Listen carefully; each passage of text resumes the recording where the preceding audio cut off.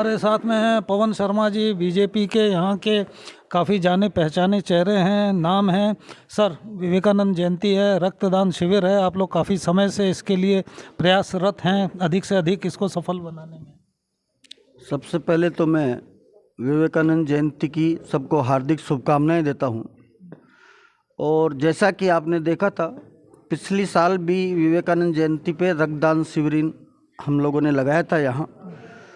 तो ये किशन गोरसिया जो इस कार्यक्रम को पूरा देखता है, आयोजन करता है, प्रचार प्रसार सारे कार्यक्रम देखता है, तो उसको बहुत बहुत आभार है। युवा लोग उससे प्रेरणा भी लेंगे। जैसा कि स्वामी विवेकानंद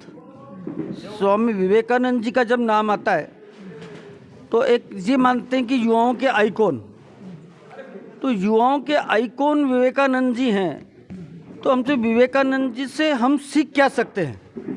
वे विवेकानंद जी हमारे आइकॉन कैसे बने?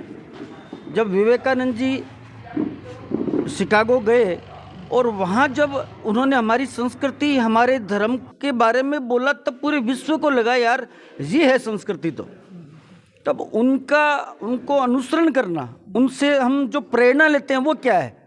वो प्रेरणा तो यही है ना कि हम आयुर्वेद की ओर बढ़े, स्वदेशी की ओर बढ़े। अच्छा, आयुर्वेद से ध्यान आया, आपका व्यक्तिगत स्तर पे भी आयुर्वेद के प्रचार प्रसार में काफ़ी योगदान रहा है। आप पतंजलि से संबंधित हैं, पतंजलि स्टोर से संबंधित हैं। मैं पिछले 15 साल से पतंजलि से जुड़ा हूँ, पतंजलि का स्टोर भी है। तो एक्चुअल में मैंने बाबा को देखा, मैं बहुत सालों से देखता आ रहा हूँ। बहुत से लोगों ने इस देश में प्रयास किए हैं स्वामी विवेकानंद जी से प्रेरणा लेके स्वदेशी को आगे बढ़ाने का, लेकिन विदेशी कंपनियां इतनी बड़ी हो गई थी, उनका ऐसे षड्यंत्र थे, वो स्वदेशी को आगे बढ़ने नहीं दे रहे थे कभी भी। तो हम लोग भी संघ के कार्यकर्ता होने के नाते प्रचार करते थे कि स्वदेशी अपनाओ। तो एक ही चीज़ निकल के आती थी कि भाई साहब स्वदेशी क्या अपनाएं? आप बताइए, कोलगेट को छोड़ें तो कोलगेट की जगह लें क्या हम? तो ये बड़ी भारी समस्या थी कि भाई अल्टरनेट क्या है? आप कह तो रहे हो स्वदेशी अपनाओ, तो विदेशी से ही भरा हुआ है। भाई हमारे पास स्वदेशी का विकल्प क्या है? तो ये मैं रामदेव बाबा का इस देश के ऊपर बहुत बड़ा उपकार मानता हूँ मैं, कि एक ऐसा माँ भारती का सुपुत्र पैदा हुआ, ऐसे संत पैदा हुए जिन्होंने योग के माध्यम से लोगों को जगाया। कि जैसे विवेकानंद जी संस्कृति के तो हमारे वो प्रेरणा स्रोत थे, उसी संस्कृति को वापस लोगों के पास लौटाया कि आप योग कीजिए और योग से स्वस्थ रहिए। लोगों ने देखा, उसके चमत्कारिक फायदे हुए। फिर ये भी लगा कि योग के साथ साथ में हमारी पुरानी पद्धति थी आयुर्वेद, तो उनके साथ ही बालकृष्ण जी ने बहुत रिसर्च किया, और बालकृष्ण जी और बाबा रामदेव दोनों ने मिलके और इस आयुर्वेद को भी बहुत आगे बढ़ाया। आज देश में स्थिति ये है कि जब भी कोई बीमार होता है और एक दूसरे से सलाह मांगता है, तो सबसे पहले सलाह ये दी जाती है कि यार कोई अच्छा वैद्य मिल जाए तो उसको दिखाओ। तो ये स्वदेशी, ये बाबा रामदेव की देन है। राजनीति में कहा जाता है नब्ज पकड़ो जनता की तब समझ में आएगा।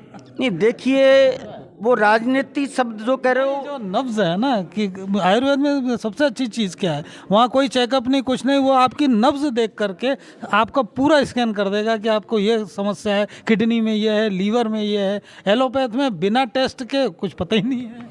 नहीं, एक्चुअल में तो ये वास्तव में बहुत शानदार बात कही आपने।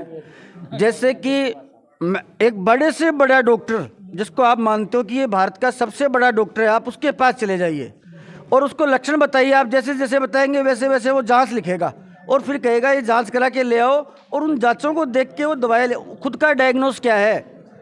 और मैंने खुद ने देखा है, मेरे पास गुजरात से वैद्य आते थे, वो नाड़ी पकड़ के बीमारी पेशेंट की नहीं, पेशेंट की पीढ़ियों की, तेरे पिताजी के ये बीमारी थी, तेरे दादाजी के ये बीमारी थी, वो तक बताते थे। इसका मतलब हमारी जो पुरानी पद्धति, आयुर्वेद पद्धति, भारत की पद्धति है, जिससे विदेशों ने बहुत कुछ सीखा है और विदेशों में बहुत अपनाया गया है, हम उस देरी से अपनाने लगे इसको।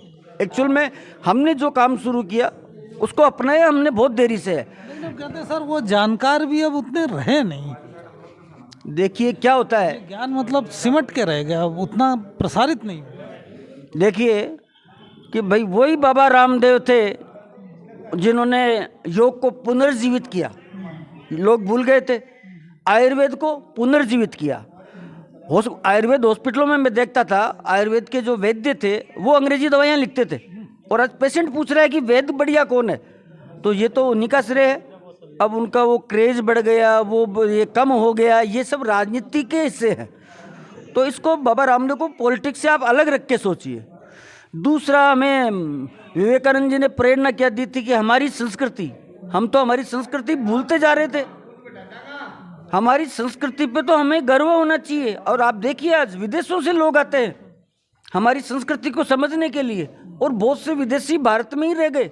आप देखिए इस्कॉन, कृष्ण भगवान के जो मंदिर है वहाँ सारे विदेशी हैं, क्योंकि हमारी संस्कृति में जब उनको पता लगा यार ये आनंद है, और हम उस संस्कृति को छोड़ के और वेस्टर्न की कल्चर की वहाँ की नकल करके बहुत साल हम चले हैं ऐसे, लेकिन फाइनली आज भारतीयों को भी समझ में आने लग गया है। इसलिए तो ये माना जाए कि गुड़ागौर जी की युवा पीढ़ी जो है विवेकानंद के मार्ग पर चल रही है। रक्तदान हो रहा है, आयुर्वेद का प्रसार हो रहा है, धर्म की बात हो रही है, गौशाला की बातें हो रही हैं, तो युवा पीढ़ी सही दिशा में है।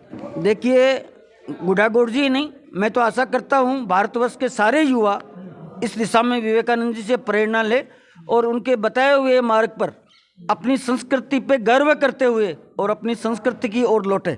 ऐसा मैं सब युवाओं से आह्वान करता हूँ। जय हिंद, जय भारत।